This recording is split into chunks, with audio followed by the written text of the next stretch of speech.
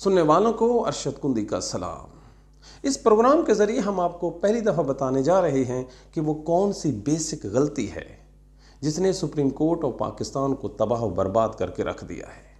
इनकी अजमत, शोहरत और नेक नामी का जनाजा निकल गया है। ये ऐसी गलती थी जिसका खमियाजा कई सालों तक सुप्रीम कोर्ट और पाकिस्तान को भुगतना पड़ेगा। आज हर तरफ से उंगलियां नहीं उठाई जा रही, बल्कि पांचों के पांचों उंगलियों के साथ हाथ भी उठाए जा रहे हैं। वो कौन सी गलती थी? जब भी कोई जज बैठता है अपनी कुर्सी पे, उसे 3 चीज़ें सिखाई जाती हैं। ये उसके हलफ में शामिल होती हैं।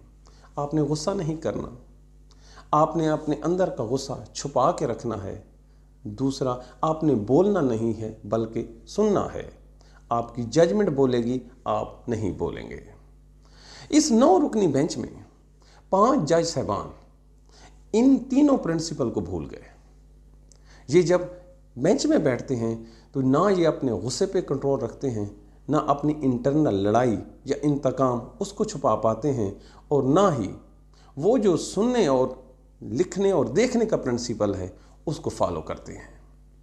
नतीजतन पहले ही दिन एक तूफान खड़ा हो जाता है, ऑब्जर्वेशन पे ऑब्जर्वेशन। अगर ये जज साहबान चुप करके बेंच में बैठे रहते, फ्रीकैन के वकला को सुनते और आज आखिर पे आके एक मुफस्सिल जजमेंट दे देते अपनी अपनी मर्जी पे, तो ज़रा बताइए कोई इख्तलाफ करता? ये लड़ाई होती कि ये 3 ने पास किया है, 5 ने पास किया है या 6 ने। ये जो 4-5 की लड़ाई है वर्सेस की कि ये खारिज है नहीं खारिज, ये होना था नहीं होना था। हाय, अब अतर मैनुल्लाह को देख लीजिए या जस्टिस याया अफरीदी को। इनकी ज़बरदस्त फुटिंग थी कानून के मुताबिक, लेकिन ये लोग अपने अल्फाज को नहीं रोक सके। आज ये इख्तलाफी नोट दे रहे हैं, हालांकि इनको देना ही नहीं चाहिए था। इस जजमेंट को पास करने का इनके पास सुनहरी मौका था। ये बेंच में बैठ के फैसला करते और पूरी कौम इनको तालियां बजा के दाद देती। हाय, किधर जाएं और कहां से लाएं वो असातिज़ा और वो बड़े जजेस जो इस तरह के हालात में एक्स्ट्राऑर्डिनरी किस्म की जजमेंट पास करके चले जाते थे। अब अतर मैनुल्लाह ने एक 25 सफ़ात पे जजमेंट दी है।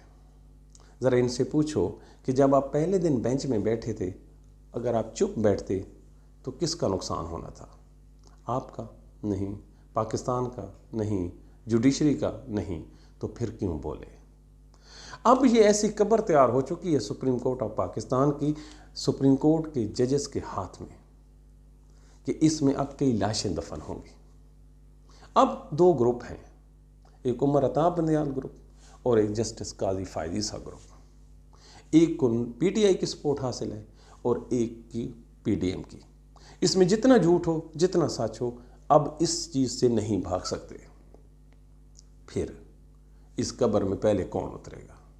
अल्लाह ना करे कि इस कब्र में जज से पहले सुप्रीम कोर्ट ऑफ पाकिस्तान की ये सफ़ेद इमारत दफन हो जाए। अब भी वक्त है।